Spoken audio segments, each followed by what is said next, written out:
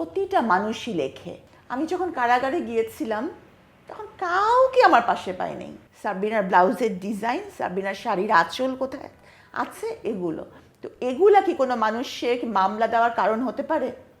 অনেকের একটা ধারণা আছে যে যিনি সামাজিক যোগাযোগ মাধ্যমে ভাইরাল তিনি কেন বই লিখবেন। সম্মানিত সুধী, কেমন আছেন সবাই? সবাইকে ঋতুরাজ বসন্তের অনেক অনেক শুভেচ্ছা। আজ আয়নার সময় মুখোমুখিতে আপনাদের সামনে আমরা এমন একজন অতিথি নিয়ে আসছি যিনি আপনাদের সবার অনেক পরিচিত, বলা যায় যে নন্দিত এবং নিন্দিত একজন তারকা। আশা করি আপনারা বুঝতে পেরেছেন আমি কার কথা বলছি। চলুন আমরা আমাদের আজকের অতিথির সঙ্গে পরিচিত হই। আমাদের সঙ্গে আজকে আছেন ডাক্তার সাবরিনা হোসেন। কেমন আছেন সাবরিনা? আমি ভালো আছি আলহামদুলিল্লাহ, আপনি কেমন আছেন? আমি ভালো, এবং আপনি আসছেন, আপনার সঙ্গে একটা আড্ডা হবে, অনেক গল্প হবে, হয়তো ঝগড়াও হবে, সেই প্রস্তুতি নিয়ে আসলে। আমি ঝগড়া করি না। খুব ভালো, কারণ আজকাল সামাজিক যোগাযোগ মাধ্যমে ঢুকলেই তো একটু বেশ ঝগড়াঝাটি দেখা যাচ্ছে, সেই জন্যই আমি ভাবলাম যে কি জানি আমাদের মধ্যেও না আবার ঝগড়া হয়ে যায়। আচ্ছা সাবরিনা, জি। আপনার তো অনেকগুলো পরিচয়, বলা যায় যে আপনি একেবারে বহুরূপী। আপনি একজন চিকিৎসক, তারপর আপনি একজন লেখক, আপনি আপনি সামাজিক যোগাযোগ মাধ্যমে ভীষণভাবে সরব, আমরা যেটা দেখতে পাই।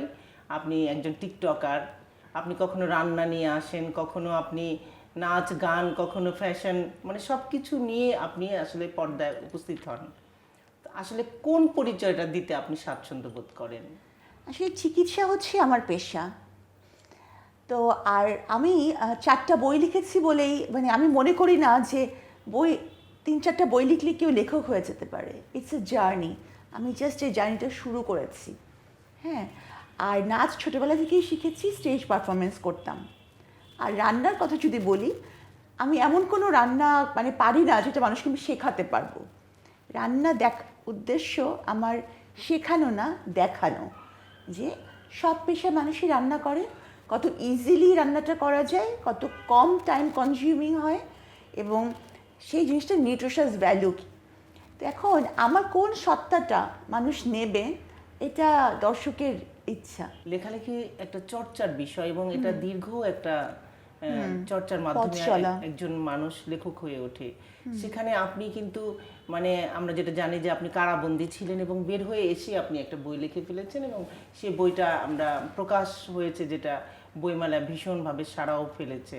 তা আপনি কি মনে করেন যে আসলে এটা মানে লেখালেখির মান উত্তীর্ণ কোনো লেখা? লেখা এমন হতে হবে যা পাঠককে স্পর্শ করে। তো আমি যখন বের হয়ে বন্দিনী লেখা শুরু করলাম, তো বেশিরভাগ মানুষ এটাকে ক্রিটিসাইজ করার চোখে দেখলো যে সাবরিনা কী লিখবে বা কী লিখেছে এমন। যারাই বইটি হাতে নিয়েছে এবং যারাই পড়েছে তাদেরই রিভিউটা পুরো পাল্টে গেছে। অনেকেই আছেন যে অনেক মানে যারা সোশ্যাল মিডিয়া অ্যাক্টিভ, তারা প্রথমে আমাকে নিয়ে ট্রোল করেছে, পরে যখন তারা বইটা পড়েছে তখন তাদের পুরাটাই চেঞ্জ হয়ে গিয়েছে। তা আমি মনে করি যে আমি কিন্তু আগেও লিখতাম, আর আমি মনে করি একটা জিনিস যে প্রতিটা মানুষই লেখে, সে মনে মনে লেখে, মনে মনে কেউ, এবং যখন মানে একটু থাকে না যে একা একা, তখন সেটা মানে মনে করে যে মনের পাতা উল্টে দেখে আমি কি লিখেছি। যারা ভাগ্যবান তারা কাগজ কলমে লেখে, আর তার চেয়েও যারা সৌভাগ্যবান তারা প্রকাশক পায় এবং বই ছাপাতে পারে। তো আমি মনে করি আমি লিখতাম সবসময়। তো কিন্তু কারাগারে যাওয়ার পরে আমার মনে হলো যে একেবারে ম্যান্ডেটরি হয়ে গেছে যে আমি যা শিখেছি, যা দেখেছি, জানানো, এটা একদম ম্যান্ডেটরি হয়ে গেল আমার জন্য। তো সেই জন্যই বই আকারে প্রকাশ করা। সত্যিকার অর্থে যে আমার মানে সাহিত্যের মানটা মানদণ্ডটা নির্ধারণ করবে যারা এটার বোদ্ধা। এবং আমি যা লিখেছি এতটুকু বলতে পারি মানুষের হৃদয়ে স্পর্শ করবে। এখন অনেকের লেখাই কিন্তু অনেকের মানদণ্ডে হয়তো মান উত্তীর্ণ হবে না, সেটা মানদণ্ডটা নির্ধারণের ব্যাপার, বা কে নির্ধারণ করছেন। তো আমি মনে করি যে আমার বাক্য গঠন, শব্দচয়ন, অনুচ্ছেদ রচনা, এগুলো আমার মনে হয় যে আমার কাছে তো মনে হচ্ছে যে ভালো। তো আমি একটা জিনিস মনে করি, লিখতে হলে জানতে হবে, আর জানতে হলে পড়তে হবে। এটার কোনো বিকল্প নাই, কোনো বিকল্প নাই। বই পর্যন্ত কয়টা বের হলো? বই আসলে এবার বইমেলায় আমার 3টা বই বের করার ইচ্ছা ছিল, কিন্তু আসলে বের হয়েছে 2টা। তৃতীয় বইটি আমি এখনো কাজ শেষ করতে পারিনি, হয়তো বইমেলার পরে এটা বের হবে। এবার কি আসলো? তো এবার বন্দিনী দ্বিতীয় খণ্ড আর অবেলায় বেলা। আপনাকে সামাজিক যোগাযোগ মাধ্যমে অনেক রূপে দেখা যায়, এটা তো আমি আগেও বললাম যে কখনো আপনি রান্না করছেন, কখনো নাচ গান করছেন, কখনো ফ্যাশন করছেন। তো একটা মানুষ মানে এতগুলো দিক, যেহেতু আপনার পেশাটা কিন্তু খুব সিরিয়াস একটা ব্যাপার, সেখানে মানে আসলে এই জিনিসগুলো কতটা যায় বলে আপনি মনে করেন? অনেকেই আমি প্রথমে কিন্তু বলেছিলাম যে নন্দিত এবং নিন্দিত, যে কারণ অনেক ধরনের কমেন্ট নিশ্চয়ই আপনাকেও পড়তে হয়, আপনাকেও শুনতে হয়, দেখতে হয়, সেজন্যই বলা আর কি। প্রথম কথা হচ্ছে আমি কমেন্টস সাধারণত পড়ি না, কারণ আচ্ছা। খুব বেশি না হলে পড়ি না যে কমেন্টসগুলো। আরেকটা ব্যাপার হচ্ছে যে অনেকে এটা মনে করেন যে চিকিৎসক হলে এগুলা কেন করবেন। আসলে না, আপনি যথেষ্ট সময় পান কিনা? একজন সিরিয়াস চিকিৎসক তো তার পেশাগত কারণে অনেক বেশি সময় দিয়ে থাকেন। তো একটা কথা হচ্ছে যে প্রত্যেকটা মানুষকে রান্না করতে হয়, তো যখন আমি রান্না করি তখন আমি একটা ভিডিও নিয়ে নেই। আচ্ছা। হ্যাঁ, কারণ আমি মনে করি যে সামাজিক যোগাযোগ মাধ্যমে যেহেতু আমি অ্যাক্টিভ এবং আমার সাথে একটা অ্যাটাচমেন্টের ব্যাপার আছে, আমার একটা মানে ফান এবং ফলোয়ার্স একটা বেজ আছে, তো এই জন্য বা আমি যখন কোথাও গেলাম আমি কিন্তু এটার জন্য যে একটা আলাদা সময় বার করছি তা কিন্তু না। কিন্তু আমরা তো আপনাকে সবসময় রেডি দেখি, তার মানে আপনি সবসময় মেকআপ হ্যাঁ, করে না। আপনার সেভাবে ড্রেস আপ করে রান্নাঘরে ঢোকেন? ব্যাপারটা হচ্ছে যে আমি কখনো সবসময় আপনি কাপড় মোটামুটি শুকাতে দিচ্ছেন, কখনো আপনি রান্না করছেন, সবসময় আমরা আপনাকে দেখতে পাই যে পরিপাটি আমি সুন্দর করে সবসময় পরিপাটি সাজুগুজু থাকি, করা। এটা সত্য কথা। আর আমি সবসময় পরিপাটি থাকতে পছন্দ করি। হ্যাঁ, মানে খুব এলোমেলো অগোছালো সাধারণত আমি থাকি না। না, অগোছালো একটা জিনিস আর সবসময় ফুল মেকআপ নিয়ে থাকা কিন্তু আমার তো একদম মেকআপের different। প্রয়োজন নেই। কারণ আপনি অনেক বেশি সুন্দর। না, কিন্তু মানে আমার খুব একটা মেকআপের প্রয়োজন নাই। এই যে আপনি ছোট ছোট ভিডিওগুলো যেগুলো আমরা দেখতে পাই টিকটক কিংবা এই জাতীয়, যে দেবর ভাবি কিংবা এগুলো মানে এগুলোর আপনার উদ্দেশ্যটা কি? মাঝে মাঝে মানে ফান করার জন্যই করা, নাথিং সিরিয়াস। Okay. একটা ব্যাপার হচ্ছে মানুষ তার জীবনে যা সিরিয়াস সেগুলো কিন্তু সবসময় শো করে না। হ্যাঁ, আমরা আমাদের সিরিয়াস অ্যাক্টিভিটিস থাকে যেগুলো কিন্তু আমরা দেখাই না।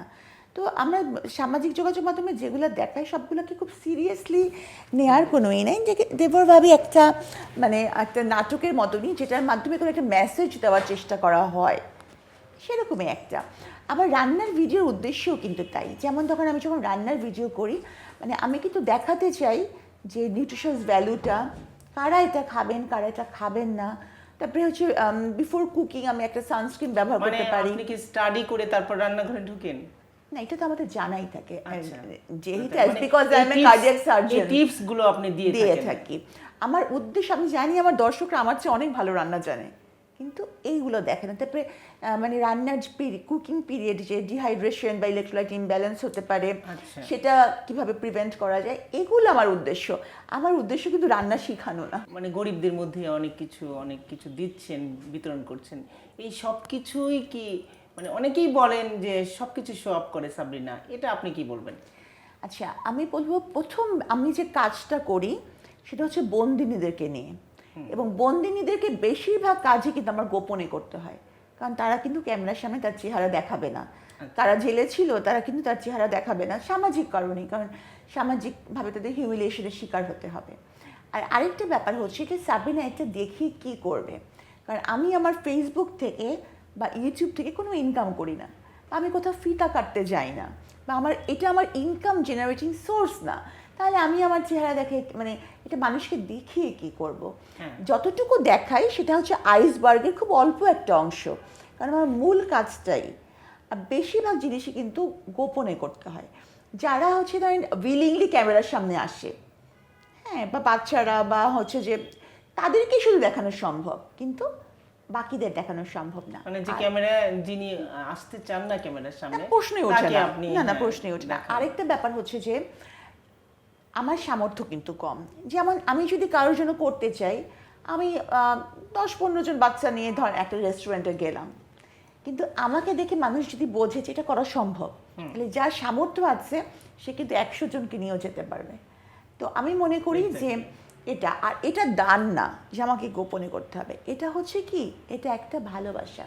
কারণ একটা সময়, এমনকি এখনও, আমি কিন্তু অনেক অসহায়। আমি যখন কারাগারে গিয়েছিলাম তখন কাউকে আমার পাশে পাইনি, কোনো বন্ধু বান্ধব না, বন্ধু বান্ধব চম্পট দিয়েছে, কোনো কলিগ না, কেউ না, কেউ না। হ্যাঁ, তো আমি খুব অসহায় ছিলাম। তো অসহায়ের ব্যাপারটা কি, সেটা যে নিজে একটা অসহায়ত্বের মধ্যে না পড়বে সে কিন্তু কোনোদিনই বুঝবে না। তারা উপর থেকে দেখবে। কিন্তু আমি জানি, আমার ধরেন আমার যে যখন আমি কার্ডিয়াক সার্জন, তখন আমার হাসপাতালের বেতন, প্রাইভেট চেম্বারের টাকা, মানে তারপরে অপারেশন করছি প্রাইভেটলি, সেটার একটা সব কিছু, হ্যাঁ সব কিছু মিলায় হচ্ছে কি অনেকই ইনকাম ছিল। সেখান থেকে আমি যখন কারাগারে চলে গেলাম, আমার তো সবগুলো ইনকাম সোর্স বন্ধ। সেখানে আমি যেভাবে ফাইট করে আমি প্রথম দিনে বুঝে গেছি আমাকে সংযম করতে হবে। এই যে একটা বিষয় আমি বুঝি যে আর কোন পর্যায়ে মানুষ কারো কাছে হাত পাতে। অনেকেই আছেন, অনেকেই যারা দেখছেন তারা দেখেন যে সাবরিনা তাদের পাশে দাঁড়িয়েছে, কিন্তু তাদেরকে কখনোই ক্যামেরায় ফোকাস করেননি। সাবরিনাকে নিয়ে তো গল্পের শেষ নাই। তো সাবরিনার বিয়ে নিয়ে কিন্তু দর্শকের অনেক কৌতূহল আছে। আসলে আমরা যেটা জানি, সম্প্রতি আপনি সম্ভবত আবার বিয়ে করেছেন, আপনার হাজবেন্ডের একটা ভিডিও আমরা দেখতে পেয়েছি। আপনার আসলে বিয়েটি এই নিয়ে সব যদি একটু বলেন। আমি একটু, আমার চিন্তা ভাবনা একটু সনাতন টাইপের। কেমন সেটা বলি, আমি মনে করি যে একটা মেয়ে ফিনান্সিয়ালি ইন্ডিপেন্ডেন্ট হয়ে গেলেও তার আমাদের সমাজের প্রেক্ষাপটে তার একটা মেন্টাল, ইমোশনাল এবং সোশ্যাল সাপোর্টের জায়গা হচ্ছে হাজব্যান্ড। তো আমি যখন মেডিকেল কলেজে ফার্স্ট ইয়ারে পড়ি, তখন বাসা থেকে আমাকে পারিবারিকভাবে বিয়ে দেওয়া হয়েছিল। কিন্তু দেখা গেছে কি আমি প্রচণ্ড মানে পড়তাম, কারণ মেডিকেল কলেজে কিন্তু প্রচণ্ড পড়া। আর আমাদের ফ্যামিলিতে কোনো মেয়েই কিন্তু চাকরি করে না বা এরকম কোনো পেশার সাথে যুক্ত না। তো আমি একটু ব্যতিক্রম, আমি খুব ক্যারিয়ার ফোকাস ছিলাম শেষ পর্যন্ত। মানে আমার স্বামী উনি যথেষ্ট ভালো মানুষ ছিলেন, কিন্তু যেহেতু সংসার করার জন্য বিয়ে করেছেন। আচ্ছা, মানে আপনার ক্যারিয়ারিস্ট আপনাকে সে চাচ্ছিল না, মানে সে হয়তো প্রথম দিকে কিন্তু সে তো সংসার করতে চায়, কিন্তু আমি খুবই ক্যারিয়ার সারাক্ষণ। আর কার্ডিয়াক মানে সার্জারিতে বা সার্জারিতে, তখন আমি সার্জারি প্র্যাকটিস করতে, তখন খুব বেশি সময় দিতে হয়। তো যাই হোক, তো ওনার দিক থেকেই কিন্তু তালাকটা এসেছিল। আমার দিক থেকে না, আমি তখন তালাক দিয়ে এগুলো নিয়ে আমার মাথায় নেই, আমি খালি পড়বো। অভাব থেকে আসলে বনিবনের অভাবও বলবো না, কারণ আমার যে শাশুড়ি ছিলেন উনি মারা গেছে কিছুদিন আগে, বা হচ্ছে যে ওনার বোনরা ছিলেন, আমাকে এখন অসম্ভব আদর করে, এখনো আমার সাথে তাদের। আপনার স্বামী আপনাকে যেভাবে চাচ্ছিলেন সেভাবে পাচ্ছিলেন না, মানে ঠিক সেভাবে ঘরোয়া হয়তো গৃহিণী এরকম চাচ্ছিলেন, কিন্তু সেভাবে পাচ্ছিলেন না। পরবর্তী উনি বিয়ে করে ফেললেন, তখন আমি একটা পড়ে গেলাম যে মানে ইনসিকিউর, যে আমাকে তো একটা বিয়ে করতে হবে। তখন ডিভোর্সের পরে তো আমার মনে হলো যে তখন আমি আমার বাবা মার অনুমতি ছাড়াই এই যে ইভেন্ট ম্যানেজমেন্ট কোম্পানির এই মানুষটিকে বিয়ে করলাম। এবং তখন আমি আমার সংসার জীবনের এটা কোনটা, যার কারণে আমি মামলাটায় পড়েছিলাম, মানে আরিফ।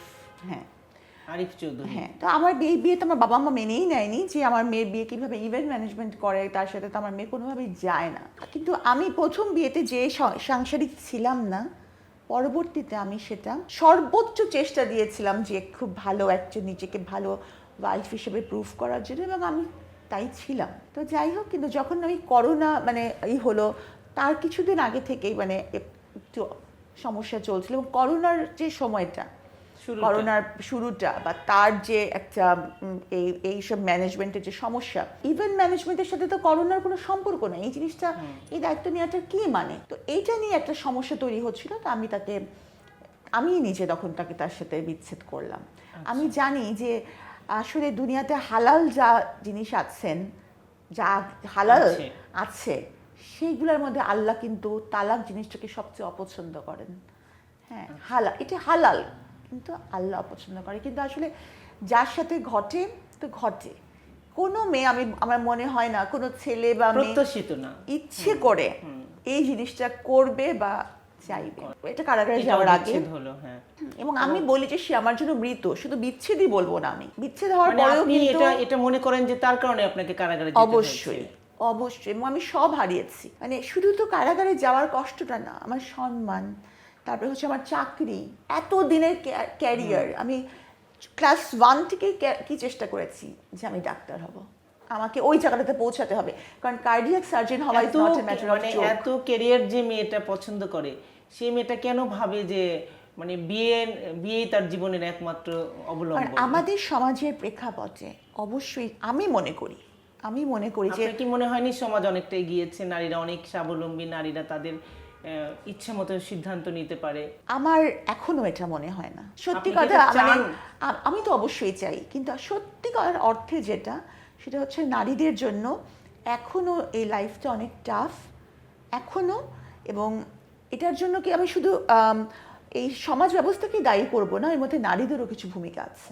সেটা তো আপনিও আছেন। আমিও আছি। আপনারও কেন মনে হয় যে বিয়েই একমাত্র সলিউশন? আমার মনে হয় আসলে এখন যেটা মনে হয় সেটা মনে হয় যে আমার মনে হয় যে আপনি এই ধারণা থেকে বের হতে চান না? আমি বের হতে পারিনি এবং আমার এটা মনে হয়েছে, কারণ চান আমি কিনা? পদে পদে যেহেতু আমি এটা অনেক কনফ্রন্ট করেছি সমস্যাগুলো, যুদ্ধটা, আমি আমার অভিজ্ঞতার থেকে বলবো যে একটা support, social support is very much important. আমার কাছে এটা মনে হয় আমাদের সমাজের প্রেক্ষাপটে, যে আমার একজন সোশ্যাল ফিনান্সিয়াল অবশ্যই, তারপরে মেন্টাল ইমোশনাল সাপোর্টের জন্য আমার একজন মানুষ দরকার, যে আমার আপন মানুষ হয়। কারণ আমি তো বুঝে গেছি যে বন্ধুত্ব বলে কিছু নাই, আমি একদম টোটালি বন্ধুত্বের গোষ্ঠী কিলাই। কারণ হচ্ছে 3 বছরে আমি আমার কোনো বন্ধু বা বান্ধবীকে দেখি নাই যে কাশিমপুর কারাগারে দেখার ঘরে, বা কোনো কলিগকে দেখিনি। আর আরেকটা কথা হচ্ছে যে বাংলাদেশে আমার কোনো আত্মীয় স্বজনই থাকে না। ইভেন আমার মা, আমার নানির কবরও ইউএসএতে, মানে সবাই 3 জেনারেশন ধরে কিন্তু আমেরিকাতেই থাকেন। সাবরিনা কি নিজের বয়স লুকাতে পছন্দ করে? যে মানুষটা বিসিএস ক্যাডার, তার কি পরিচয়পত্র বা বয়স লুকানোর কোনো সুযোগ আছে? তো আমার মনে হয় না যে আমি কোনো বিয়ের পাত্রী, অথবা আমি চাকরি প্রার্থী যার হচ্ছে বয়স লুকাতে হবে। এক্সাক্ট সাবরিনার বয়স কত? আসলে ধরেন 62-63। এটা তো হলো না। যাই হোক, আপনি বলতে চাচ্ছেন না তার মানে সাবরিনা নিজের বয়স লুকায়, এটা প্রমাণ হয়ে গেল, কারণ সত্যিটা তো সে বলেনি। আমার বয়স বা আমার এই মানুষ যেটা দেখছে সেটাই। কারণ আমি তো বলেছি আমি কোনো চাকরি প্রার্থী না, বিবাহযোগ্য কন্যাও না, সুতরাং আমার বয়সটা কারো কাছেই ম্যাটার করে না, তাই না? এটা তো একটা অবান্তর প্রশ্ন, এবং একটা এটার কোনো অর্থ নাই। বয়স এমন কিছু না যে সেটা লুকাতে হবে, কিংবা সেটা এমন কিছু না যেটা লুকাতে হবে, আবার এমন কিছু না যেটা ছাপাতে হবে না। আপনার সঙ্গে যেহেতু এরকম একটা ঘটনা ঘটেছে, যে কারণে মানুষ বয়সের ব্যাপারে হয়তো জানতে চায়। ব্যাপারটা হচ্ছে কি যে আপনি জানারও একটা লেভেল থাকা দরকার। কেমন? যে মানুষটা সরকারি চাকরি করে, যেখানে সে সমস্ত সার্টিফিকেট জমা দিয়েছে, সে কেন বয়স লুকাতে যাবে? আর হচ্ছে যে বিয়ের ব্যাপারেও তো আমি বয়স লুকিয়ে কাউকে বিয়ে করে ফেলতে পারবো এমন তো না। তাহলে সেক্ষেত্রে তো এই জিনিসটাই একটা অদ্ভুত জিনিস। তা আমি বলবো যে এই জিনিসগুলোতে ফোকাস না দিয়ে, এই জিনিসটা কি সম্ভব নাকি এটা অসম্ভব? যে একটা মানুষ করোনার সার্টিফিকেট কীভাবে দিবে? সে কার্ডিয়াক সার্জন, সে তো ভাইরোলজিস্ট না।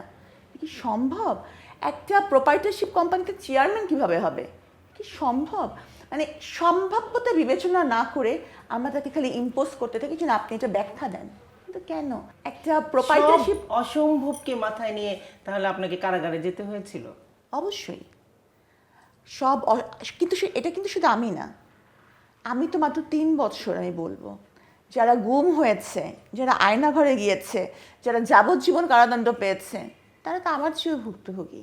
তাদের মামলাটাও তো মিথ্যা মামলাই। নাকি সবার মামলা মিথ্যা হতে পারে, কিন্তু সাবরিনা মামলাই মিথ্যা হতে পারে না, কারণ সে সাবরিনা, নাকি সে একজন নারী? কোনটা? যখন হচ্ছে যে আমি মামলাটা হয়েছে, তখন কোনো একটা সার্টিফিকেট সামনে আসেনি যে সাবরিনার সই আছে, কোনো একটা কাগজ সামনে আসেনি যেখানে আমার চেয়ারম্যানশিপের খবর আছে, কোনো ব্যাংক ডকুমেন্ট আসেনি যে সাবরিনার অনেক টাকা আছে। ব্যাংকে ছিল 3 লাখ টাকা। কি এসেছে জানেন? সাবরিনার লিপস্টিক, সাবরিনার ব্লাউজের ডিজাইন, সাবরিনার শাড়ির আঁচল কোথায় আছে, এগুলো। তো এগুলা কি কোনো মানুষের মামলা দেওয়ার কারণ হতে পারে? আপনি কি বলেন? আপনি নিজেও তো নারী। নিশ্চয়ই না। অনেকের একটা ধারণা আছে যে যিনি সামাজিক যোগাযোগ মাধ্যমে ভাইরাল, তিনি কেন বই লিখবেন? হ্যাঁ, তা আমি এটাই বলবো যে বই লেখার জন্য কোনো বিশ্ববিদ্যালয় থেকে আলাদা কোনো ডিগ্রি দেওয়া হয় না যে উনি এটা পাশ করেছেন উনি এখন লেখক হয়েছেন। যদি বিবেচনা করতে হয় ঢালাওভাবে কোনো সমালোচনা করার আগে সাবরিনার বই পড়ে নিন। সাবরিনার শব্দচয়ন, বাক্য গঠন, রচনা শৈলী, তার দৃষ্টিভঙ্গি এবং লেখার ক্ষমতা দেখে তারপরে আপনারা কমেন্ট করুন। আর হচ্ছে এই জন্য আপনাদেরকে পড়তে হবে আমার লেখা গল্পগ্রন্থ অবেলায় বেলা এবং বন্দিনীর দ্বিতীয় খণ্ড। এবং আমি এটা দ্ব্যর্থহীন কণ্ঠে বলতে পারি, যারা আমার বই পড়বেন তারা সাবরিনার লেখাকে ভালোবাসবেন। অনেক ধন্যবাদ। আমি আয়নার সময়ের দর্শকদের কাছ থেকে বিদায় নিচ্ছি এবং অনুরোধ করছি জীবনটাকে পজিটিভভাবে প্রতি মুহূর্তে দেখা উচিত, কারণ আল্লাহ আমাদের সামনে চোখ দিয়েছে, পিছনে দেননি। কাজেই সামনের দিকে আগান। মানুষের জীবনে অনেক টানাপোড়েন, অনেক প্রতিবন্ধকতা আসে, কিন্তু সবসময় মনে রাখতে হবে যে টিল ডেথ ফাইট করতে হবে। এই অনুষ্ঠানের মাধ্যমে আমি অনেক কিছু না বলা কথা তুলে ধরতে পেরেছি। আর সকলকে বলবো যে সাবিনার বই পড়েন এবং প্লিজ অবেলায় বেলা এবং বন্দিনীর দ্বিতীয় খণ্ড আপনারা অবশ্যই মেলায় গিয়ে কিনবেন। সাবরিনা, খুব ভালো লাগলো আপনার সঙ্গে কথা বলে। আমরা অনুষ্ঠানের শেষ পর্যায়ে চলে আসছি। সম্মানিত দর্শক, আপনাদের কেমন লাগলো আপনারা অবশ্যই কমেন্ট করে জানাবেন, আর আমাদের সঙ্গে থাকবেন। আয়নার সময় মুখোমুখিতে আমাদের পরের অনুষ্ঠানে আমরা আপনাদেরকে পাশে পাবো সেই প্রত্যাশা রেখে আমি বিদায় নিচ্ছি। লাবণ্য লিপি।